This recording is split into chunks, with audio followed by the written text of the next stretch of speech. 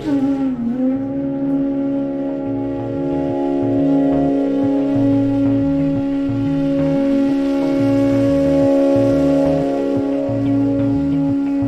sima berasal dari bahasa Jawa kuno yang merujuk kepada perubahan status dari sebidang tanah biasa menjadi tanah yang memiliki hak istimewa.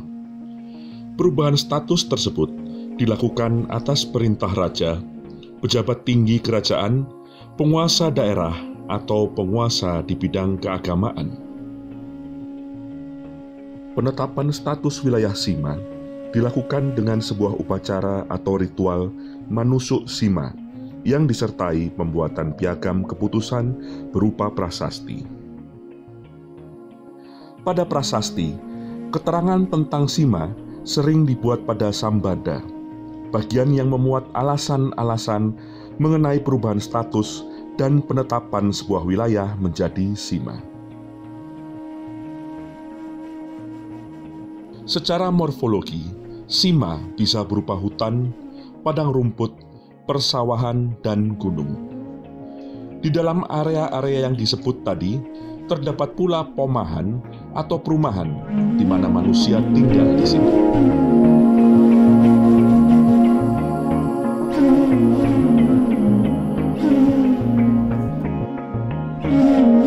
Adapun batas-batas sima sendiri itu bisa merupakan batas artifisial, artinya memang diberi batas oleh orang yang menentukan batas itu sendiri. Biasanya yang artifisial itu ditandai dengan adanya batu lumpang. Batu lumpang atau batu yang mempunyai lubang di tengahnya, kemudian juga sering di atas lumpang itu ada semacam lingga semu, itu ditempatkan pada sudut-sudut batas dari sima tersebut. Itu batas artifisial. Batas yang kedua adalah batas yang natural. Batas natural itu bisa antara lain menggunakan topografi atau yang ada pada permukaan bumi. Bisa batasnya adalah sungai, bisa batasnya lembah, atau bisa batasnya pinggir hutan. Ini juga akan disebutkan dalam prasasti manakala batasnya adalah demikian.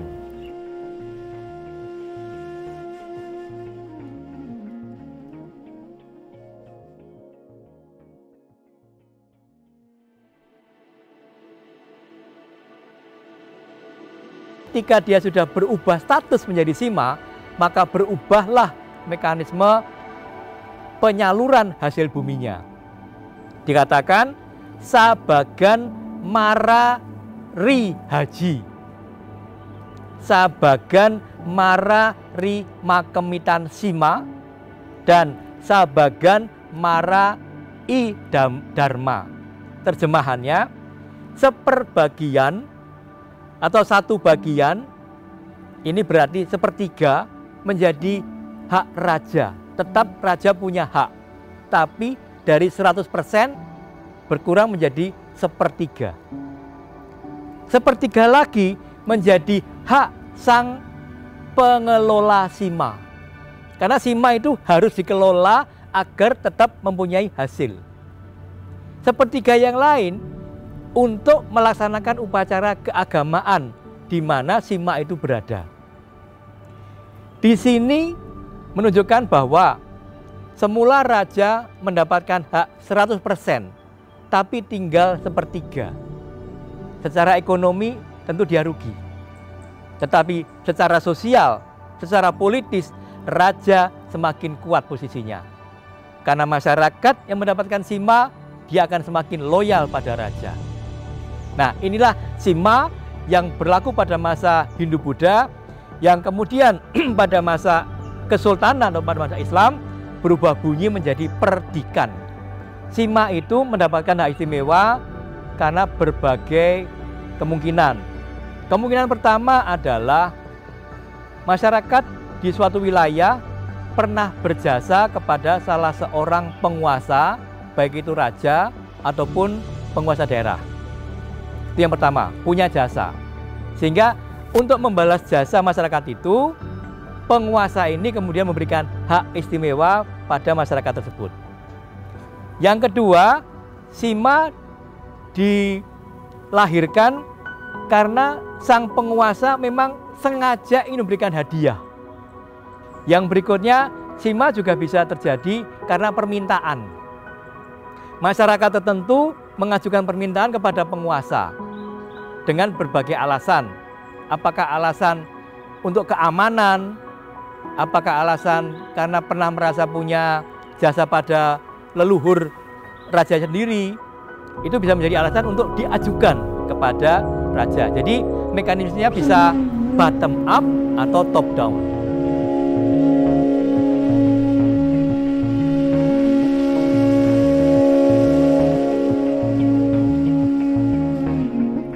Anugerah dari Raja Airlangga terhadap desa-desa yang dimerdekakan menjadi desa Sima itu ditandai dengan prasasti. Prasasti yang paling tua yang ada logo Garuda Muka itu prasasti Cani. Prasastinya sudah tidak in situ. Itu Cani itu ada di Lamongan, sekarang menjadi desa Candisari. Nah, kemudian ada juga yang masih in situ atau di lokasi, itu adalah prasasti Mungut. Kita menyebutnya prasasti Sumber Gurit. Sumber itu artinya air, gurit itu guratan di dalam batu. Nah, itu masih ada in situ. Itu untuk desa Sima di Mungut. Nah, kemudian di sebelahnya, nggak jauh dari prasasti Sumber Gurit itu, ada prasasti Kusambian. Ini menetapkan desa daerah di Kusambian ini sebagai desa Sima juga. Ini masih in situ.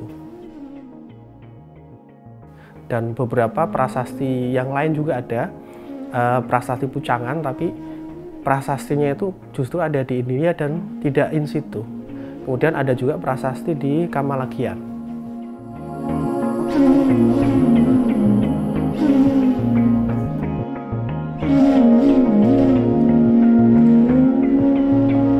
Yang pertama, dan ini sangat populer, yaitu Sima yang dikaitkan dengan 3 tempat penting, yaitu Pucangan, Barahem, dan Basuri. 3 tempat ini dijadikan Sima oleh Airlangga pada masa akhir kepemimpinannya. Ketiganya ini menjadi wilayah dari suatu tempat karesian, tempat pertapaan. Jadi Airlangga menetapkan 3 tempat ini untuk menjadi pendukung dari tempat pertapaan di mana dia akan melakukan pertapaannya sendiri. Yang kedua adalah prasasti Kamalagian.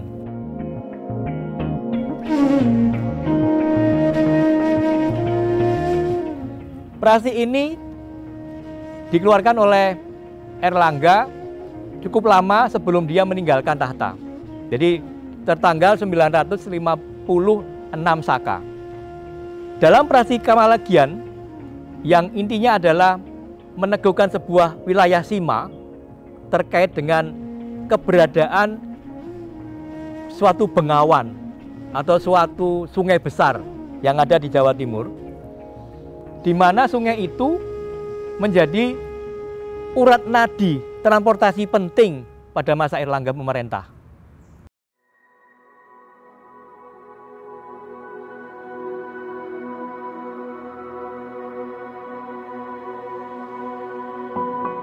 Dalam konteks ini, Airlangga menetapkan sebuah Sima untuk memelihara bangunan penting yang terkait dengan Bengawan Berantas sendiri, yaitu adalah adanya bendungan dan dinding tanggul penahan agar ketika Berantas mengalami banjir tidak meluap sampai ke desa-desa.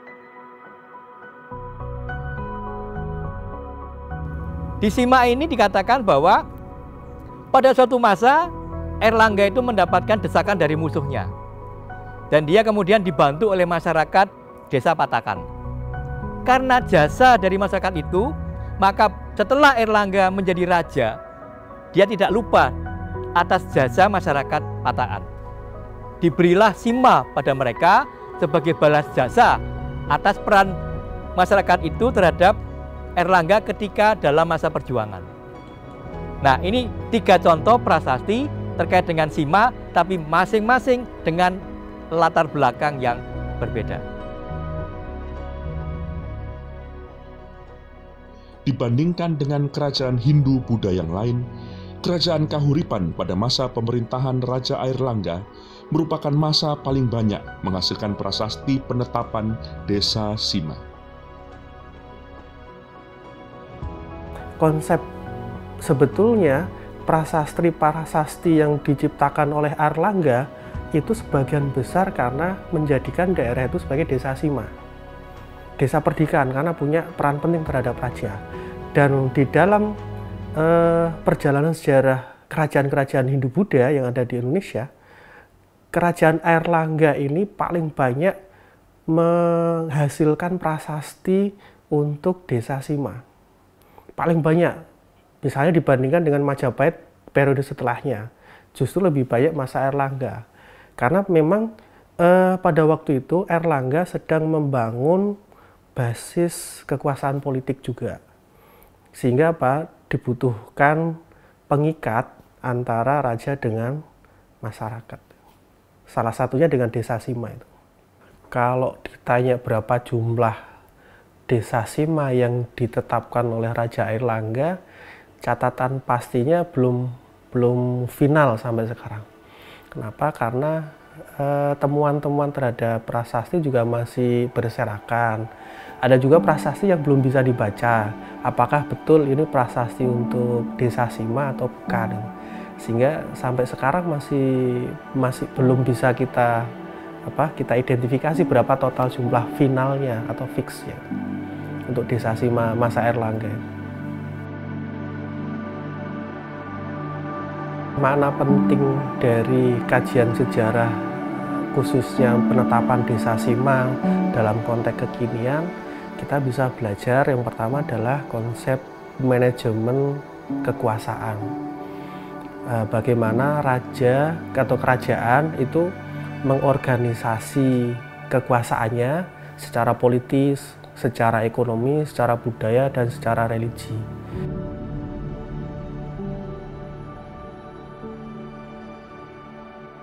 Kemudian yang kedua, dalam konsep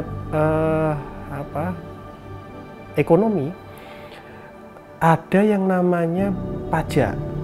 Nah, sebelum ditetapkan sebagai desa Sima, warga masyarakat itu harus bayar pajak atau upeti pada raja.